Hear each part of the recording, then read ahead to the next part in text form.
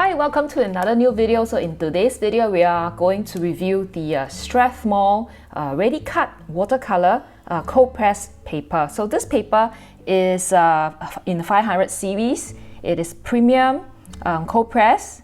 It's supposed to be in a standard sheet size and you know, so that you can use a ready-made frame and mats. It's 5 × 7 inches or 12.7 × 17.8 cm. So this one is made in USA and the materials are from France. So this paper is 100% cotton, acid-free, and it's archival.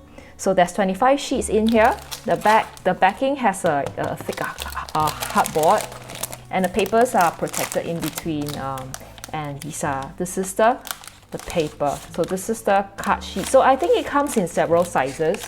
This is the size that I chose because I like to use this size.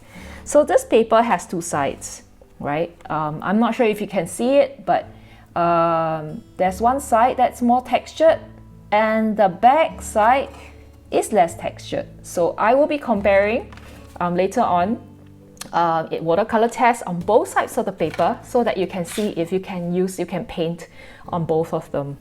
Regarding the color, let's compare it with the colors paper that we have. I have the Bao Hong, right, which is to me the warmest, the color, the paper that has the warmest colors is Bao Hong, and this is the Acrylate paper.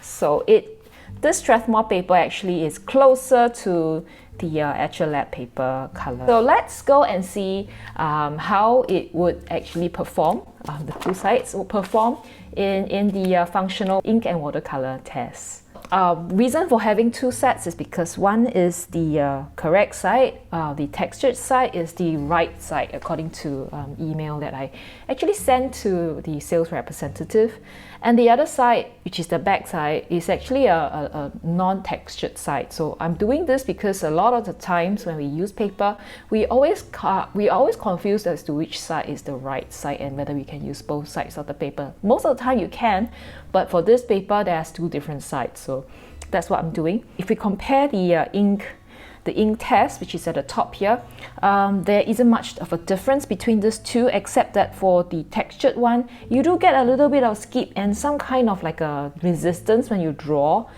using a thinner nib. But if you're using a thick nib like a Fude, you don't see much of a difference. They feel quite alright, and there's no bleeding through, right? There's no bleeding through, and there's also no feathering, which is really good. The biggest difference that I can see between these two is that the colors on this side, which is the correct side, textured side, is actually brighter than the colors on this side, which is the non-textured side. You can actually see it over here at the glazing area, and also at this panel of colors that I have chosen to test on. So these are the super granulating and the supervision colors, which are very special because they separate. So the separation wise, you do see them quite alright. Even the texture wise, so you can actually see the texture between these two papers. So let me just zoom in it a little bit so that you guys can see the difference in the texture. So this is the texture for the back side. This is the texture for the correct side, which has the texture on it. So for this one, you do see the pattern. You see that pattern, the grid. So for some people who do not like to see a fixed regular pattern, this would be a better option. But of course, then you have to compromise on the color because this one is actually much brighter. And you also, when I paint, I realized that it absorbs paint much better. It feels like there is something there to sort of pull that paint in there. So this one doesn't feel like anything like that. Other than that, everything else worked probably similarly. Glazing glazed fine.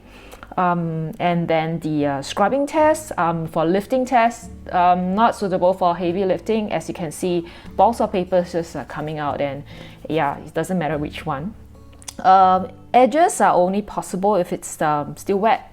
Dry, not really.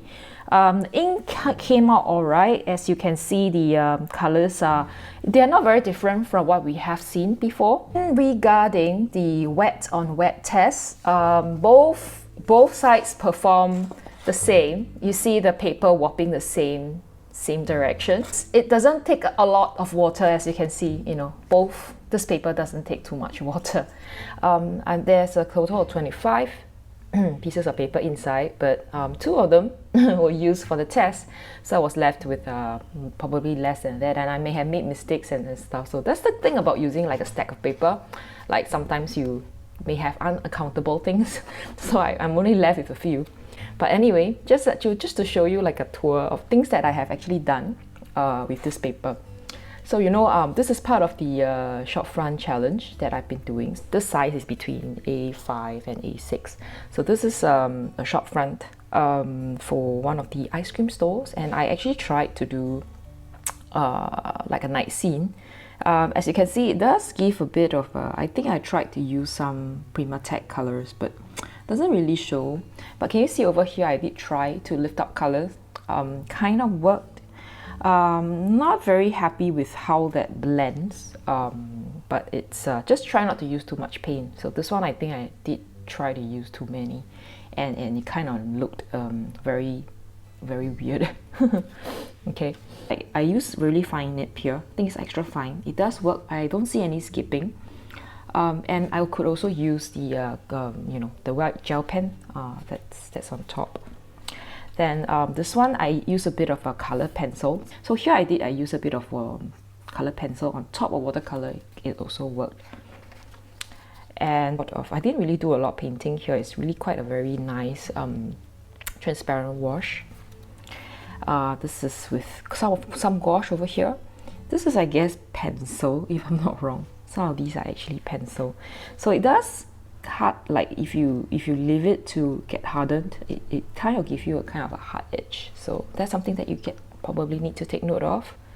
Quite like this effect over here. So it does give you all the watercolor effect. So this one is also one of the, this part here is actually gouache. So it does work quite well with gouache, and doesn't come off. Texture it's not too distracting. You know, there's some cold press, it can be a little bit too rough, and then it's difficult for you to apply the gouache. So this one does have some, so you get all this effect, but it's not too bad, doesn't distract too much.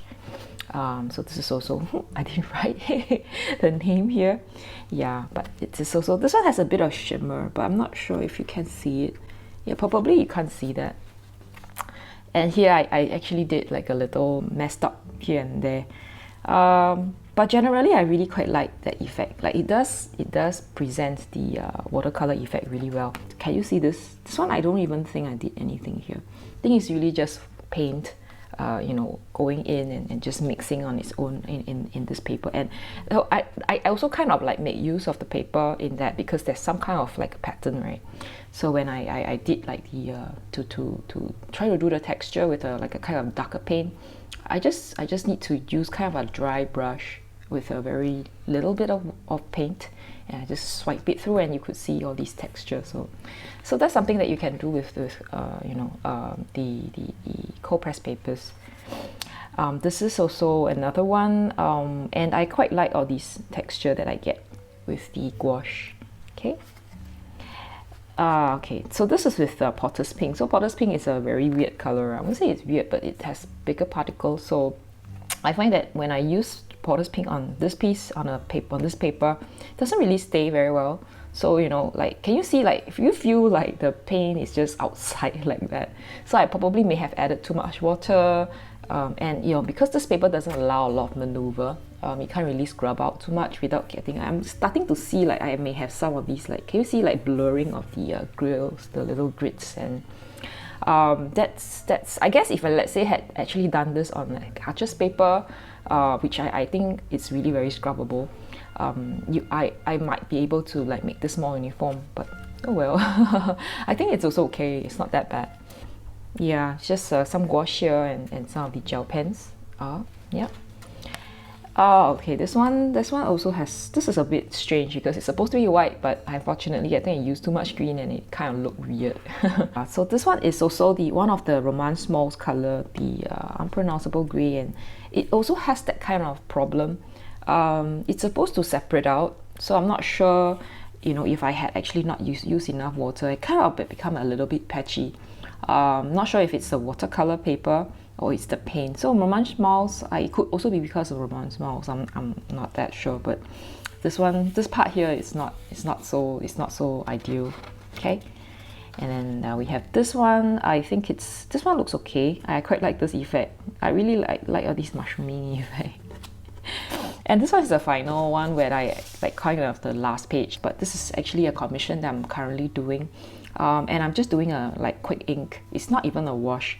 And you know, after, normally what I'd like to do is when the pen ink is not so dry yet, I would just try to create some kind of sort of smudge it a bit to give it a bit of texture. You can see, like, you can actually see this texture very, very prominently. So I was using a Fude nib, and if you see when it's angled, you get all these like broken lines because I was drawing really quickly.